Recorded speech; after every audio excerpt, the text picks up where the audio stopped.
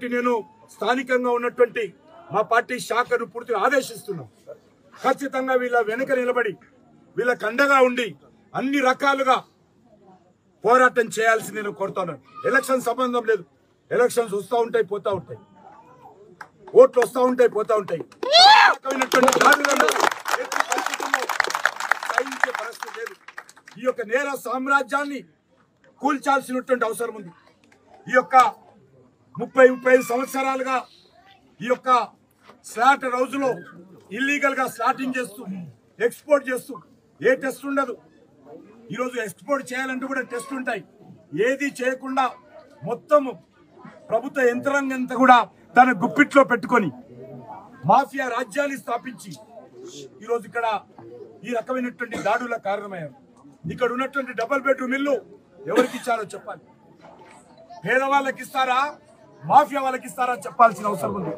ఆ ఇండ్లు కూడా ఈ స్లాట్ రోజు మాఫియా ఇళ్లకు రాకుండా, పేదవాళ్ళకి ఇల్లు రాకుండా మరి ఈరోజు బయట రాష్ట్రాల నుంచి వచ్చినటువంటి దుర్మార్గులకు, మాఫియాలకు డబుల్ బెడ్రూమ్ ఇచ్చారు. దీనిపైన కూడా సమగ్రమైనటువంటి దర్యాప్తు జరపాలి. ఆ యొక్క ఇండ్లన్నిటిని కూడా ఎవరైతే మాఫియా వాళ్ళు ఇళ్లలో ఉంటున్నారో వాళ్ళని వెంటనే ఖాళీ చేయాలి. ఈ యొక్క స్లాట్ రోజులు వెంటనే మూసేయించాలి. 24 గంటల లోపల ఆ యొక్క దోషులను పట్టుకొని వాళ్ళ మీద హత్యా నేరం కింద కేసు పెట్టకపోతే సహించే ప్రసక్తి లేదు. ఈరోజు మహిళల మీద ఈరోజు ఏదైతే దాడులు చేశారో తల మీద 7-8 కుట్లు పడితే మీరు పోలీసులు లోకల్ కేసు పెడతారా, బెయిలబుల్ కేసు పెట్టి పంపిస్తారా? ఇది ఇంకొకరి మీద జరిగితే ఇట్లనే వివరిస్తారా? ఇంకో వర్గం మీద జరిగితే ఈ రకంగా వేరించేటువంటి ధైర్యం పోలీసులకు ఉందా? లేదు.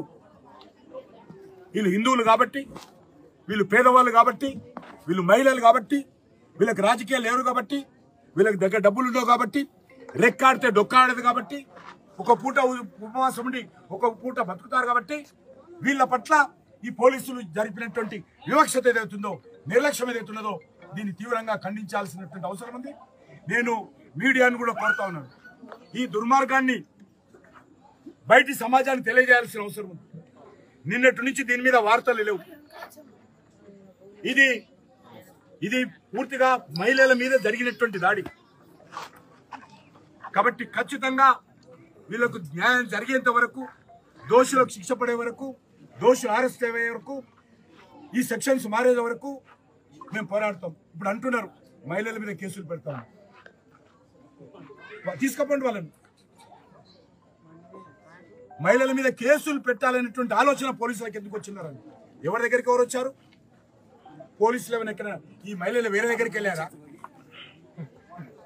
వీళ్ళు వాళ్ళ పండుగ జరుపుకుంటే వాళ్ళ మీదకి వచ్చి వాళ్ళ వీడియోలు తీసి వాళ్ళని బెదిరించి వాళ్ళని అవమానం చేసి వాళ్ళ మీద దాడులు చేస్తే మహిళల మీద కేసులు పెడతామంటున్నారు పోలీసులు.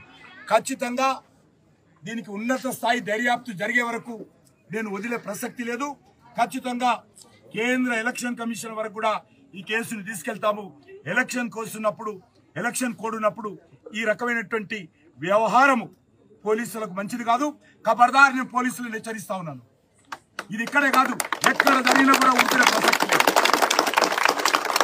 ఎక్కడ జరిగినా కూడా ఊరుకునే ప్రసక్తి లేదు. కాబట్టి నేను పోలీసులకు మనవి చేస్తా ఉన్నాను, చట్టపరంగా చర్యలు తీసుకోండి. మీరెవరకు భయపడకండి.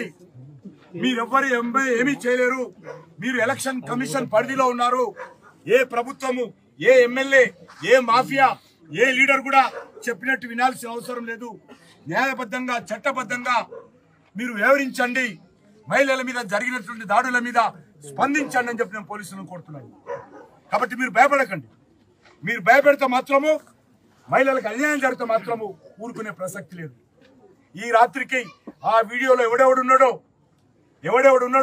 ఒక్కొక్కరిని పట్టుకొచ్చి ఖచ్చితంగా ఏ రకంగానైతే ఈరోజు మహిళల మీద మీరు దాడులు చేశారో ఖచ్చితంగా ఆ కేసులన్నిటిపైన కూడా సమగ్రంగా కేసులు పెట్టి, వాళ్ళని నాన్ బెయిలబుల్ కేసులు పెట్టి హత్యా నేరం మోపి వాళ్ళందరినీ అరెస్ట్ చేయాల్సిందిగా డిమాండ్ చేస్తా ఉన్నాను.